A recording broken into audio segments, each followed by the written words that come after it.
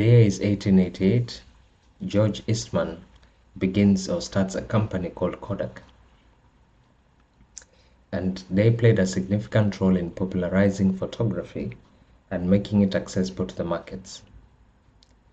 And actually, a breakthrough moment came when they developed the Kodak camera, which used a roll film, because the cameras before were using glass plates, which made them very bulky and very complex to operate and even maintain. So many people did not own cameras then. They would be found in studios and all of that. But the Kodak camera really brought it was a revolution actually, allowing the masses to now own and operate cameras. So over the years, Kodak became a household name and actually a dominant name in the photography market because they offered a complete ecosystem where customers could buy Kodak camera, film rolls, and also get their pictures developed and printed using Kodak services. They even expanded into motion picture films, imaging equipment, and even medical imaging. And so their peak came in the 1970s and 1980s, where they control about 90% of the film and 85% of the camera market in the United States. They were so big that they were actually considered a Fortune 500 company at that time. And if you remember, we used to say then that a moment worth capturing is a Kodak moment. That's how we used to refer to it then. But in 2012, Kodak filed for bankruptcy. What happened? In just 30 years, what happened to Kodak? Stay tuned.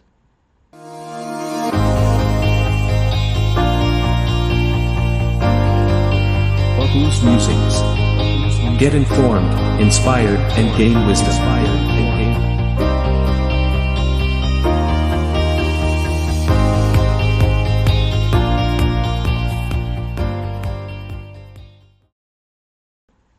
Right, so welcome back. This is a continuation of the last video we did, which was about the issue of will tech render you jobless?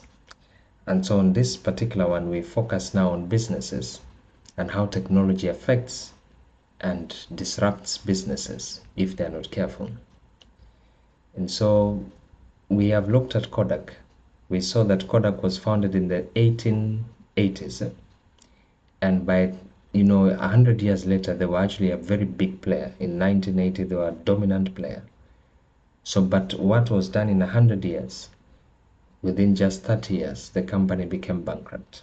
What really happened? So let me take you back. 1975, an engineer in Kodak called Steve Sasson developed the digital camera. And so when he presented it to his bosses and the superiors, he said, this is very good, but just keep it under wraps, keep it in the lab. Why? Kodak was making a lot of money from film sales then. And so they thought that really is our model. We don't want to disrupt that status quo. We are making a lot of money from film sales and even the processing of the films, to give people now pictures. Then I know there's a generation that didn't know that we used to have albums and hard copy photos, not the ones now you take on your phone and all of that. Those were the days of Kodak. And so Kodak felt that was their business model and that was their income and revenue stream.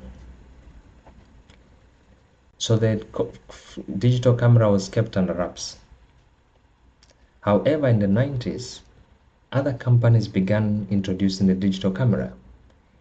And so Kodak felt, this is just a fad, it's a passing fad, because after all, even the images are not so clear. They're not as sharp as, our Kodak photos or our Kodak images, our hard copy photos. But with technology, when it starts, it's normally very muddy.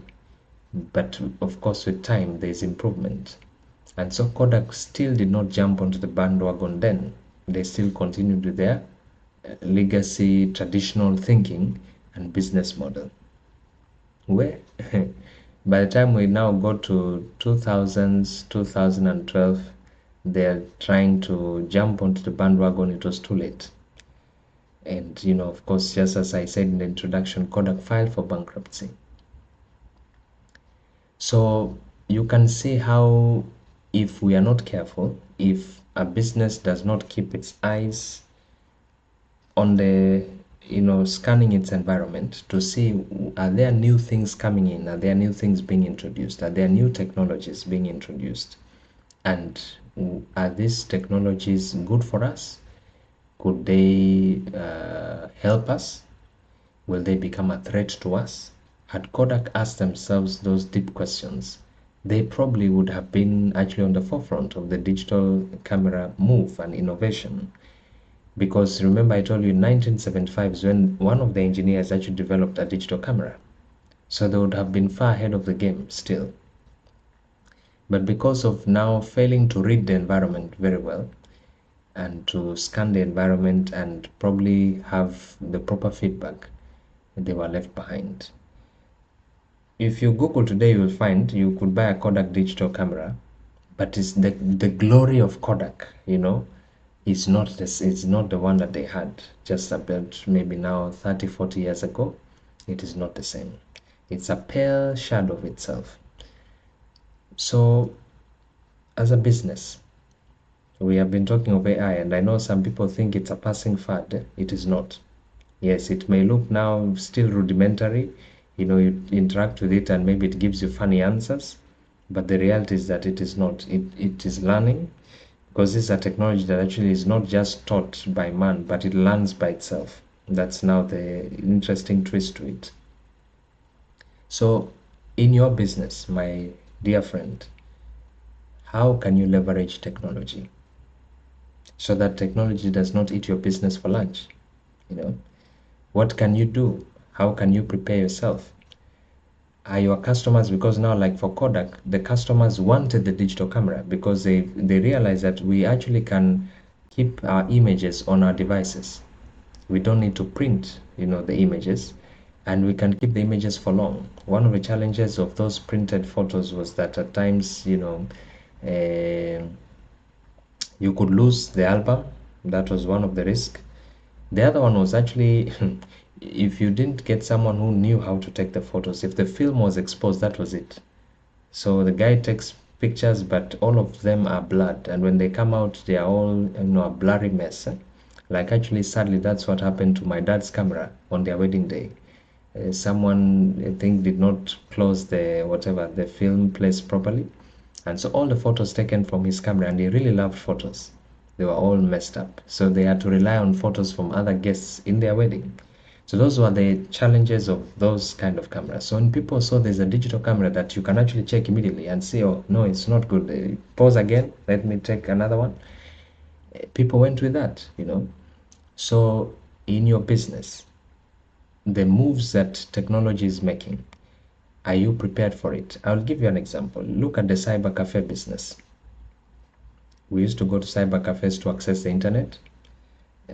Some of us actually, created our email addresses in cyber cafes. Those are the days of Yahoo and Hotmail. I think my first was a Yahoo email address, yes.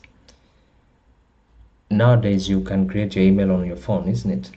Actually, to operate your phone, you need an email address. Cybers, we used to take documents to scan and all of that. Now your phone has a scanner. Okay, so if you own a cyber cafe, you need to be thinking of now, what can I do? What service can I offer that actually will make sure that there are people who will still come and make sure that I'm in here for the long haul? Because if it's just, email, people checking email, people check email on their phone now. They don't need a cyber cafe for that. They don't need to scan documents in a cyber cafe anymore. Printing, maybe yes, because not many people have bought printers. So maybe gaming, buy the advanced machines with very complex gaming cards and GPUs, so that people can come and play games and compete with others, in the what they call the multiverse, probably, So you need to think ahead. You need to see ahead. So that's my challenge to you today, that don't be like Kodak, that felt that we are okay. We are doing very well. We are doing billions of dollars in terms of sales of film. remember that technology is evolving. Your customers' needs also will evolve with the technology. And so you need to always position yourself such that you can be able to serve your customer appropriately and grow with them and grow with the technology even as it grows. Well, let me know your thoughts. Let me know if you have any comments, if you have any questions regarding this. This is an interesting subject, so I think we'll do a series on it. See you next time. God bless you. Shalom Aleichem.